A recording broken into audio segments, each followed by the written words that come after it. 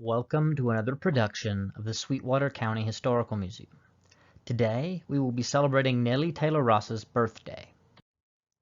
Nellie Tayloe Ross's birthday is November 29th, and it is considered a state holiday in Wyoming.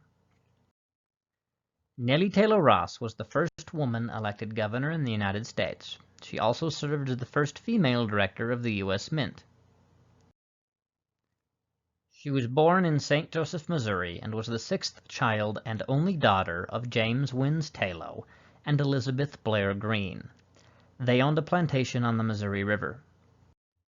After James's family home burned, the family moved to Kansas, where Ross would graduate high school. Nellie Tayloe Ross attended Teacher Training College and eventually taught kindergarten for several years. She met William Bradford Ross while on a trip to Dover, Tennessee in 1900. The two were married on September 11, 1902. William was a practicing lawyer whose goal was to open his own practice in the American West. He and Nellie moved to Cheyenne, where he became a leader in the Democratic Party in Wyoming. He lost several elections to the Republican candidates.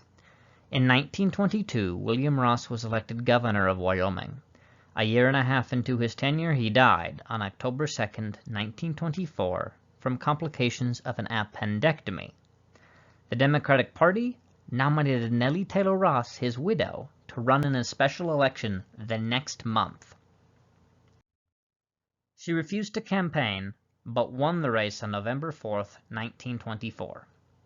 On January 5, 1925, she was sworn in as the first female governor of the United States and Wyoming's only female governor as of 2020. Her victory was not without controversy, of course.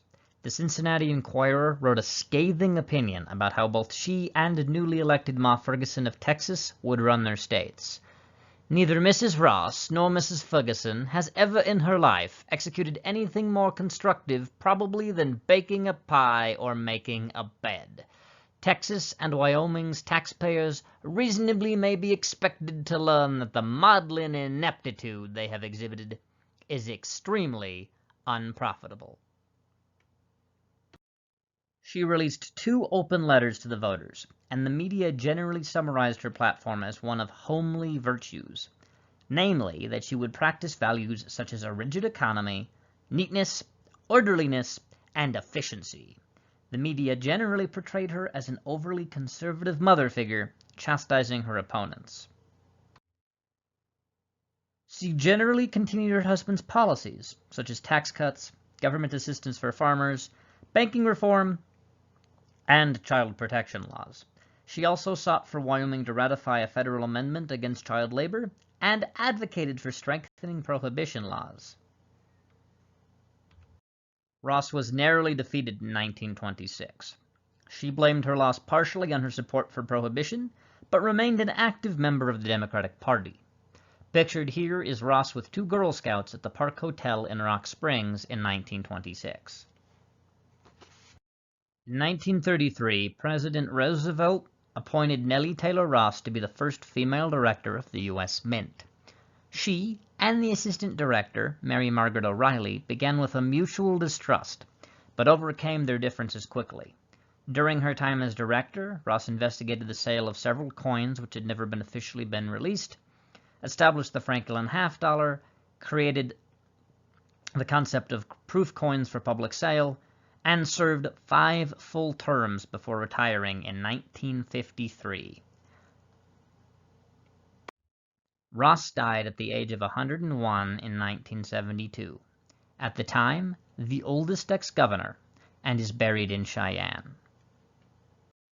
Never through failure of mine could it be truthfully said that women should not be entrusted with high office. That quote was from an open letter to the voters written by Ross. Though Ross lost her re-election, her goal to prove that women could do the job succeeded. As of 2020, there have been 44 women who have held the role of governor of a U.S. state, and 3 who have served as governor of a U.S. territory.